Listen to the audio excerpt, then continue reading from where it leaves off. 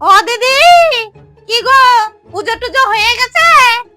এই ঠাকুরের বাসনগুলো রাখতে আসলাম, একটু পরে আবার ভোগ দিতে হবে।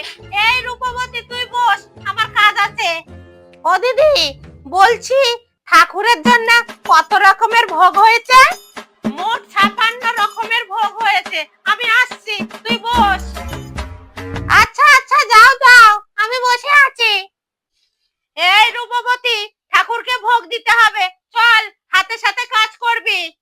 ও দিদি, শোনো না, খিচুড়িটা একটু লবণ বেশি হয়েছে, আর শাকটা একটু বালি বালি, আর পায়েসটা না কেমন যেন একটু হয়েছে। এই তিনটেরই একটু ডিস্টার্ব আছে।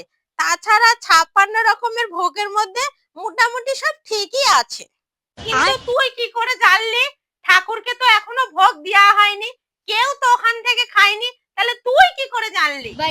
আরে তুমি ওখানে 56 রকমের ভোগ ঢাকা দিয়ে রেখেছিলে না, আসলে তুমি কোনটা চেখে দেখেছো, কোনটা চেখে দেখোনি, কোনটা একটু লবণ কম হয়েছে, একটু মিষ্টি বেশি হয়েছে, তুমি ঠাকুরকে ওরকম ভাবে দেবে? তাই আমি একটু সবটার থেকে একটু একটু করে চেখে দেখেছি।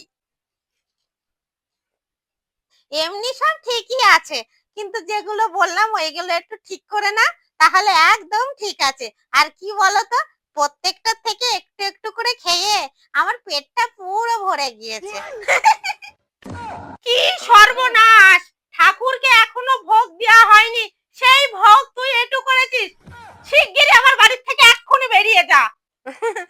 আচ্ছা আচ্ছা, ঠিক আছে, কোনো অসুবিধা নেই। একটু গ্যাস মতন হয়ে গিয়েছিল তো, তাই একটু এসি চালিয়ে শুয়েছিলাম। বাড়ি যাই, জোয়ান কিনে নিয়ে পাখা চালিয়ে শুয়ে পড়বো।